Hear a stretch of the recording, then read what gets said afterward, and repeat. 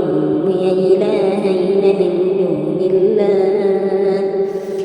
قال سبحانك ما يكون لي أن أقول ما ليس لي بحق، إن كنت قلته فقد علمته، تعلم ما في نفسي ولا أعلم ما في نفسك، إنك أنت علام الغيوب.